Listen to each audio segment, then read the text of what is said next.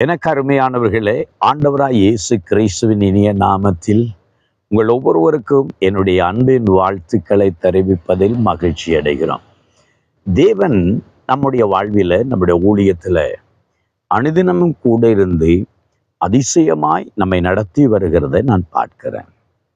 இந்த நாட்களில் தேவன் செய்கிற அதிசயங்களை நான் கண்டு நான் பூரிப்படைகிறேன். கடந்த நாட்களில் நம்முடைய நற்செய்தி பெருவிழா கூட்டம் நடத்தப்பட்ட போது, அல்லது நான் பல பட்டணங்களில் சென்று கூட்டங்களை நடத்துகிற போது, தேவன் செய்கிற மகத்துவத்தை நான் கண்டு தேவனை ஸ்தோத்தரிக்கிறேன். ஜெப நேரத்தில் ஜனங்களை விட்டு பொல்லாத அசுத்த ஆவிகள் விலகிறதையும், ஜெப நேரத்தில் ஜனங்களுக்குள் இருக்கிற வியாதிகள் மறைந்து சுகம் அடைகிறதையும், அநேகர் மரண பிடியிலிருந்து விடுதலை அடைந்தார்கள். அநேகர் அங்கே வியாதிஸ்தர்கள் வியாதியிலிருந்து சுகமடைந்தார்கள். அநேகர் அசுத்த ஆவிகளிலிருந்து விடுவிக்கப்பட்டார்கள். சமாதானத்தை, சந்தோஷத்தை பெற்றுக்கொண்டார்கள். தெய்வீக ஆசீர்வாதத்தை பெற்றுக்கொண்டார்கள். சில வேளைகளில் இப்பண்ணமாக நடக்கிற ஒரு காரியத்தை பார்க்கிற போது, தேவனே நேரடியாக இறங்கி வந்து தம்மை வெளிப்படுத்தி கிரியை செய்கிறதை நாம் பார்க்கிறோம். ஆனால் எவ்வளவுதான் பலமான அற்புதங்கள், அடையாளங்கள் நடந்தாலும், எத்தனை அதிசயங்கள் நடந்தாலும், இன்னும் ஜனங்கள் தேவனை அறியாதவர்களாகவும், மனம் திரும்பாதவர்களாகவும், தேவனை விசுவாசியாதவர்களாகவுமே பலர் இருக்கிறதை நாம் பார்க்கிறோம். ஒருவேளையில் இதே அற்புதம், அதிசயம் எங்கேயாவது ஒரு சாஸ்திரக்காரன் செய்தால், ஒரு மந்திரவாதி செய்தால், ஒரு குறிகாரன் செய்தால் ஜனங்கள் திரண்டு ஓடுவார்கள்.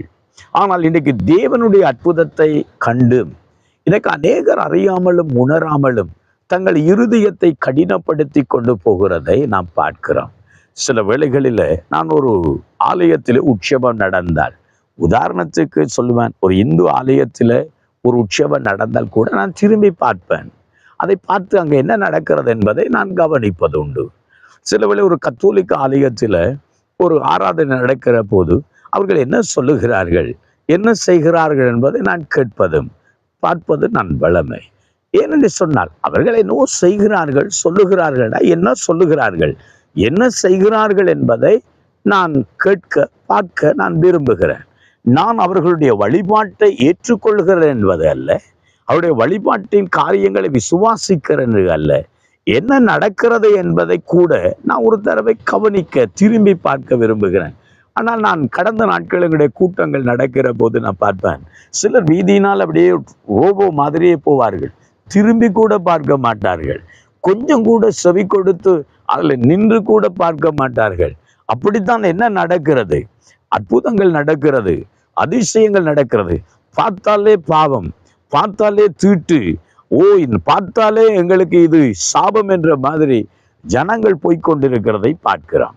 இன்றைக்கும் இதை பார்க்கிற போது ஏன் இப்படி நடக்கிறது என்று நினைத்தால், அன்றைக்கு இயேசுவின் நாட்களில் இதுதான் நடந்தது.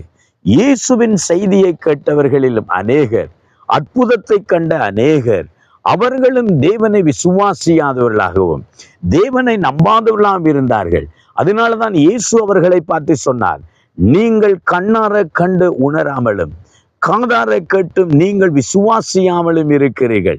உங்களுடைய இருதயம் கொழுத்து இருக்கிறது, உங்கள் இருதயம் இருளாய் இருக்கிறது என்று சொல்லி இயேசு அந்த நாட்களில் ஜனங்களை கடிந்து கொள்கிறதை பார்க்கிறோம். இதை நீங்கள் அப்போஸ்தலர் புஸ்தகத்தில் பவுலுடைய நாட்களிலும் அவன் எவ்வளவோ விடிய அவர்களுக்கு உபதேசம் பண்ணினான்.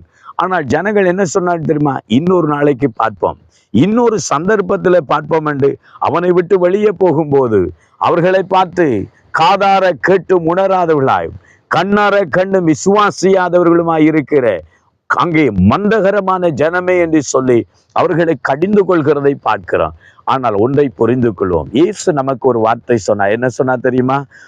அங்கே மத்தேயுவின் புஸ்தகம் 13வது அதிகாரம் 16வது வசனம், உங்கள் கண்கள் காண்கிறதினாலும் உங்கள் காதுகள் கேட்கிறதினாலும் நீங்கள் இல்லாவிட்டால் கேட்கிற யாவரும் பாக்கியவான்கள் என்று சொன்னார். இன்றைக்கு உங்கள் காதுகளில் கேட்கிற தேவனுடைய செய்தியை கேட்கிற நீங்கள் பாக்கியவான்கள். நீங்கள் தேவனுடைய கிரிகளை காண்கிற நீங்கள் பாக்கியவான்கள். சிலர் அதை கண்டும் காணாதவர்கள் போகல இருக்கலாம், அறிந்தும் அறியாதவர்கள் போகலாம். அவருடைய இருதயத்தை அவர்கள் கடினப்படுத்தி கொள்ளலாம். இல்லாவிட்டால் அவருடைய இருதயத்தை அவர்கள் கொழுப்புக்குள்ளாக்கி கொளுத்தவர்களாய் இருக்கலாம். ஆனால் இன்றைக்கு தெய்வ செய்தியை நீங்கள் கேட்கிறீர்களா? அற்புதத்தை அனுபவிக்கிறீர்களா? தேவனுடைய கிரிகளை நீங்கள் பார்க்கிறீர்களா? நீங்கள் பாக்கியவான்கள். ஆகவே தேவனை ஸ்தோத்திரம் பண்ணுங்கள். ஆண்டவரே, இந்த பாக்கியத்தை எனக்கு தந்தீரே. ஓ ஆண்டவரே, இந்த செய்தியை கேட்க எனக்கு உதவி செய்தீரே. ஸ்தோத்திரம் என்று சொல்லி தேவனை மகிமைப்படுத்துவோம்.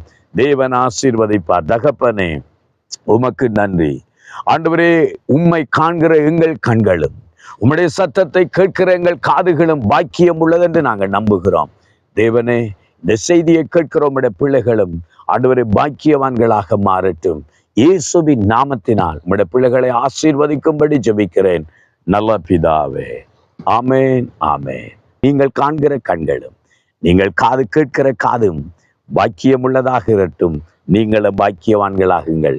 கர்த்தர் உங்களை ஆசீர்வதிப்பார். ஆமேன்.